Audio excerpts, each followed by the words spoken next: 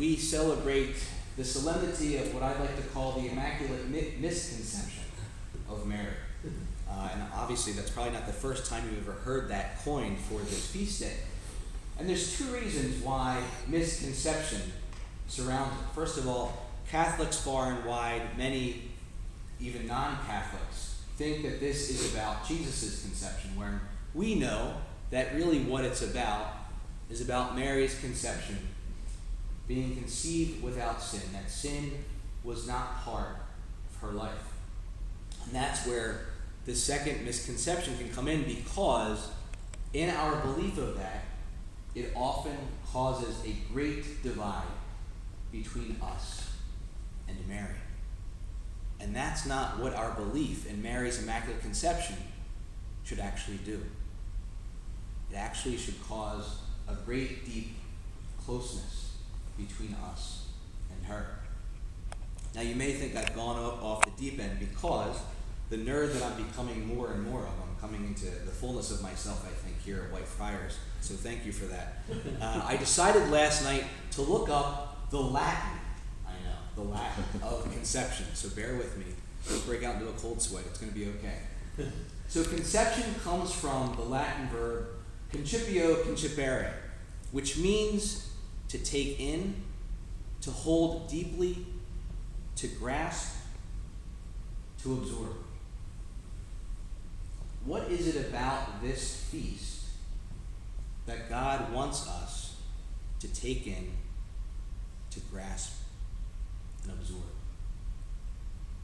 Well, it's the very thing that Mary herself took in, grasped, and absorbed. And that is the fullness of God's presence, what we call God's grace in her life. That nothing separated her from that. That she literally took it in, absorbed it, and had it become part of her. In our gospel today, we have a great verb that's used all over the place, and that is behold. The angel kept saying to Mary, behold. She responded, behold.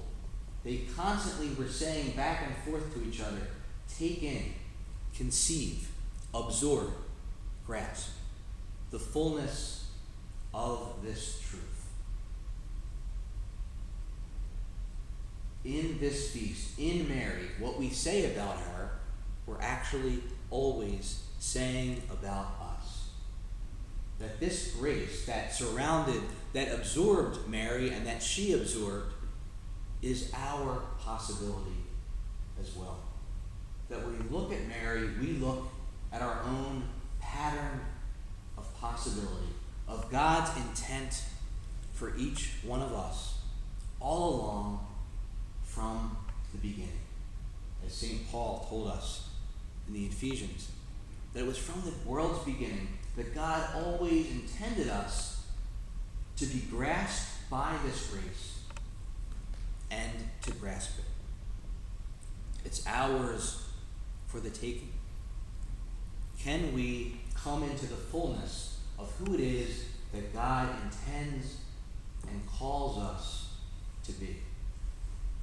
And we look to Mary for this pattern. We look to Mary for this continued faithful yes in every moment of her life.